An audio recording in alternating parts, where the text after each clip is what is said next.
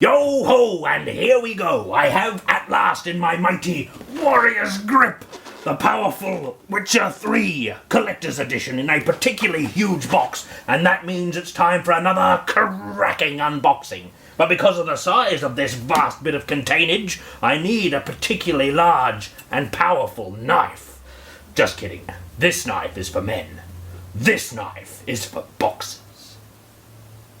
Hail my friends, it is great to have you with me once again for an unboxing, and this is a particularly exciting one, because this is Witcher 3, and as you might know from watching my Witcher reboxings, I hold the Witcher 2 in particularly high regard when it comes to computer game collector's editions. Well, let's waste no time, let's get into this one right away. I'm hoping there is a much better box inside, because this outer thing is unimpressive indeed. Ha, yes. There we go, that's what I'm looking for. Let's have a look at you. As I'd hoped, this harkens back to the Witcher 2's box, but let's see what is within. Hello? What's all this? Signatures? Oh, you can't see that. The inner upper part is covered with signatures, and this bit is too. Are these printed on or written on by hand? Hard to tell. Look at this joker. Okay, great name. Oh, the gates are well and truly open beyond the signatures. What is this? A whole other collector's edition. Just kidding, it's a collector's box of some sort. Oh, very grand. It opens up all mysteriously and keen. Oh, that's rather nice, if a little unwieldy, pulling it apart like that, like it's a secret passage or something similar. Straight off. Art book. Very nice, and they put it in all nice and shiny stuff. What's that all about? Hardcover, good to see. Let's have a quick look.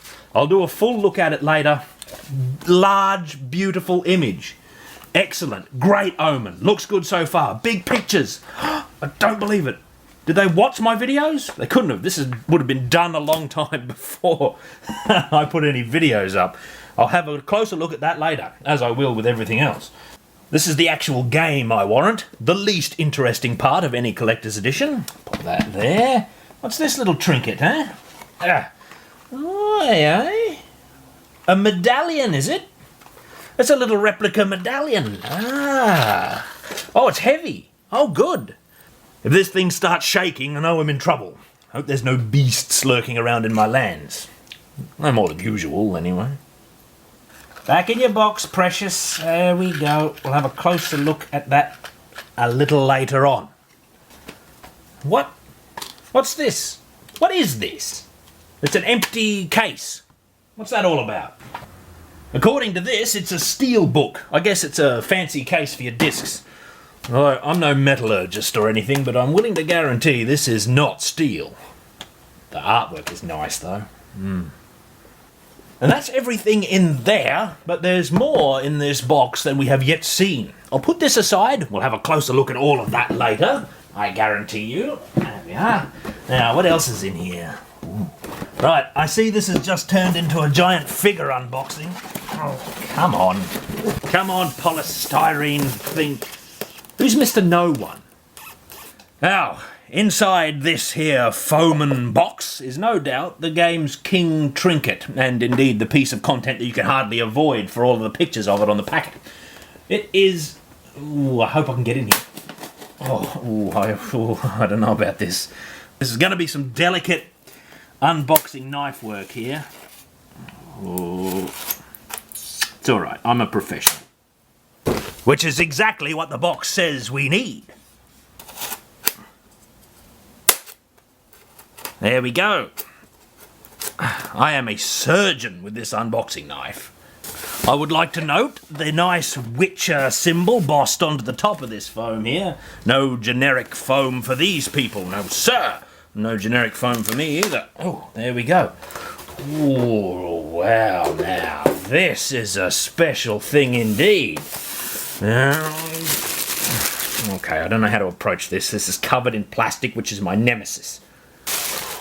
Oh dear, ginger. Oh, this has got imminent breakage written all over it. Oh boy, okay. Gently now. Alright, come on, centre frame. Get that out of there. Alright. Now the blade goes here. All these little pieces have pins and holes to go into. I'm not a stonemason either. There we go, nice. There is the tail of the beast. God, get in there.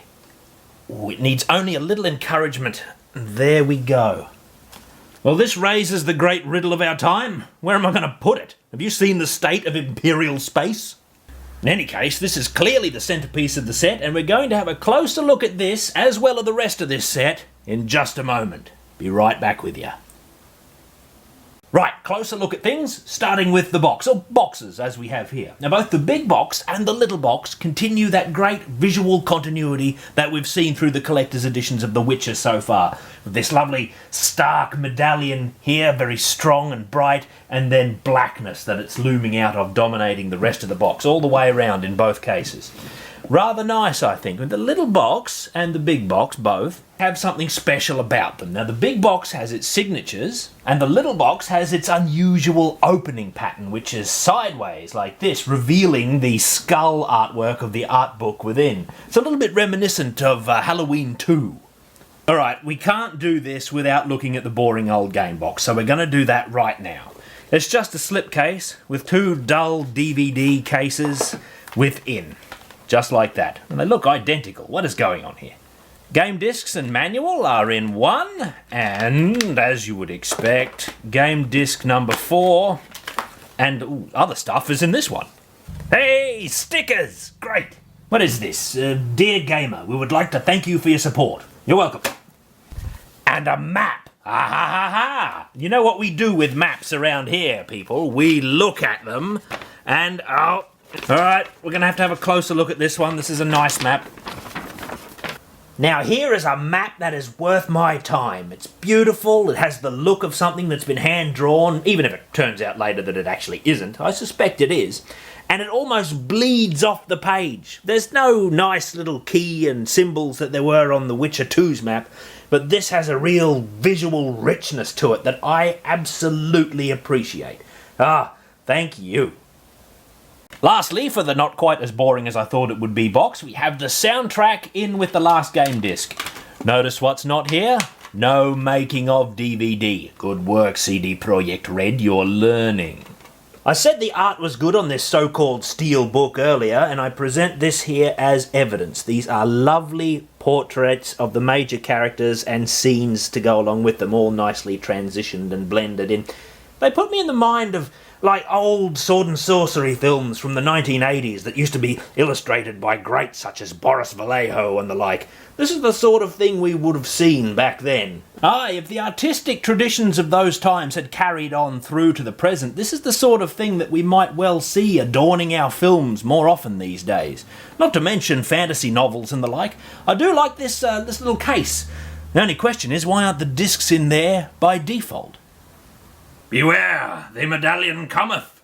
Honestly, I don't know what this medallion is made of, but the details are very sharp and it looks just like the one from the game. This is a great trinket. It's very sturdily constructed too, I think. Not one bit of it seems fragile. I especially like the nice sturdy chain they've given us. Time to look at the art book. Now, if you've seen any of my other videos about collector's editions, you'll know that I put a great deal of weight into the art book, and we've had a few that were lacking in recent times. But I'm happy to report that with The Witcher 3's art book, we have a real winner. This is a proper art book.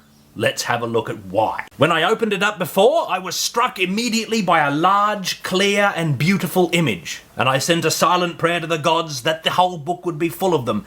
And it is. I can turn to any random page in this book and see a large picture, well presented, in a nice, large format that suits it, on a background colour that is complementary. Any page, and I know I can do this because every page in this book, every image is given the proper respect that it deserves. Everything in this book is set against this lovely neutral grey colour, which works particularly well with the character portraits and the figure studies. They avoid the problem that we've seen in other art books where characters and figures are swallowed up by these nasty big black backgrounds that cancel all of the outer detail and render the whole image indistinct. None of that here. An actual art team was involved in this art book. Every page an admirable image, and when there is reduction in the size of the image for display, it is never to the point where the image becomes totally indistinct. This is a great step up from some of the things we've seen. While flipping through this book, this image is the one that stuck out to me the most, and it became my favourite immediately. According to the text here, it is a fresco that adorns the entrance to a bathhouse in the game, and I think this is an absolutely wonderful image. I adore it. And I think the artists and the designers who put this book together feel the same way about this image, because look at the space it's given and the isolation it has from other images. It is allowed to stand on its own, and it does so magnificently. Also note the sparse use of text throughout this volume. It's there only when necessary and in small and unobtrusive print. No big text boxes here, no sir. I think this art book is a triumph of collector's edition art books. Bare minimum of character renders, beautiful art, well displayed. This, I think, is the best thing that this collector's edition has to offer, and is absolutely worth my getting it to have this book. Well, amongst other things, we got a gorgeous map, a nice heavy medallion, and a world-class art book. So the question must be raised. Does the centerpiece of this set, this statue of Geralt fighting against a griffin, hold up to the high standard set by some of the other pieces? Well, I don't want to say anything negative, but no. It's initially very impressive, alright, with good composition and an exciting pose, but it is undermined completely by technical problems, as we are going to see as we take a close look. The first thing that harms this statue is simply that it's so drab, with lots of dull colours pressed up against dull colours, leaving little room for contrast or visual excitement. Even the most colourful parts of the model, which is the red plumage of the griffin here, are very dim, which is really sad.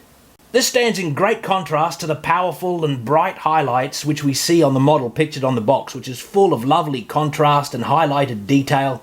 It's a shame that the real thing couldn't live up to this. Although I do believe what is said here, that it is a 100% hand-painted polystone figure.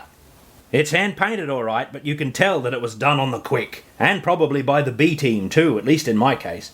The detail here is on the model, it's sculpted right onto it, but the paint job betrays it completely by being a blobby mess which ruins all of what we could have had. Maybe the moulding had a few problems, but there's plenty of detail on the sculpt. But the problem is, more often than not, the detail is simply swamped by this slapdash do-it-quick paint job, which is really, really unfortunate because it just makes this whole model come off looking cheap.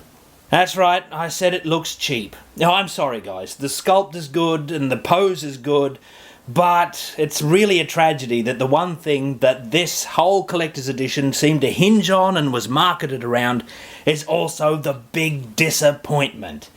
Oh, my heart bleeds. Well, my friends, it's quite late in the day now, and the sun is setting on the Witcher 3 Collector's Edition and this particular cracking unboxing. If you were to ask me if this is as good as the mighty Witcher 2 Collector's Edition, I'd say it's pretty close, although I couldn't make a decision without spending a bit more time with it and really getting to grips with its best qualities. It's definitely a case of come for the figure, stay for the art book, which is a thing of absolute beauty, and it should serve as an example toward future collector's edition manufacturers. Ah well, that's all from me for now, and I hope to see you all on the next cracking unboxing.